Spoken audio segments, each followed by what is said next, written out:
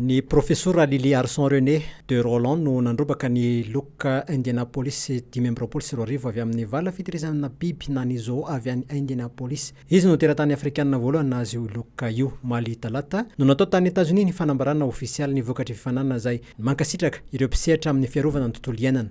Antony nazo ny profesora Lily-Arison René de Roland ity Loka ity ny fanloratena nandritra ny 20 taona mahery iarovana ireo voromahery tandomitosa eto Madagasikara. Navita namonjy karazana maro efa saika ho lany tamingana ihany koa ny profesora Lily-Arison René de Roland.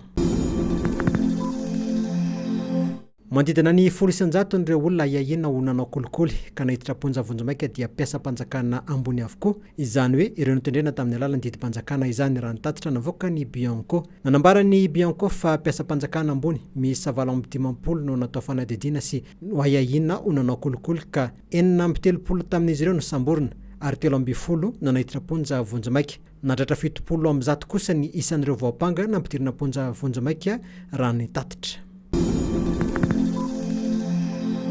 Ankoatra fanatanterahana ny filan-kevitry ny ministra dia hitsidika hijery fotony ireo tetikasam-pampandrosoana ao TOLIARA ny Filoha Andry Rajoelina. Ny maraina teo no nikadona tany an-toerana ny tenany. Vao nikadona teo amin'ny seranam-piaramanidina izy dia nitafa tamin'ireo vahoaka ny TOLIARA. Maro ireo fotodrafitrasa efa vita ary mbola maro ireo atao. Tsy amelantsika raha tsy mandroso sy mivoatra i TOLIARA hoy izy teo am-pahatongavana. Isan'ireo fotodrafitrasa voatanisa tamin'izany ny deky ny Kiembe izay lalana amin'ny refy 10 kilometatra natao hanatsarana fifamoivoizana ao amin'ny renivohitry ny faritra Atsimo andrefana.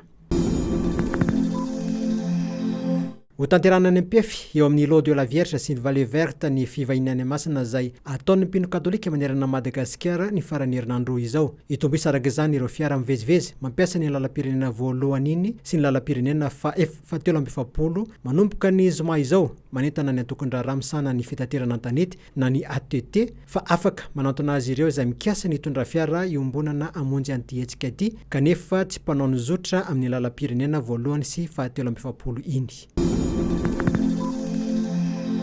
Ny voakandroany listreo mpilalao izay hiatrika ny fampifondronana izay atao any Frantsa. Mpilalao roa vaovao no nantsoy ny Corentin Martins, mpanazatra ny Baria hiatrika ny lalao ara-pilalaina izay ifanandrina ny Madagasikara amin'ny Republika Demokratika ny Congo ny 20 Jona zao any Orléans Frantsa. Ny iray dia vodilarana Kavy Sajote Scotty ary ny iray kosa dia lohalarana Brian Dinani. 7 isan'ireo mpilalao izay hiatrika ity fampifondronana ity.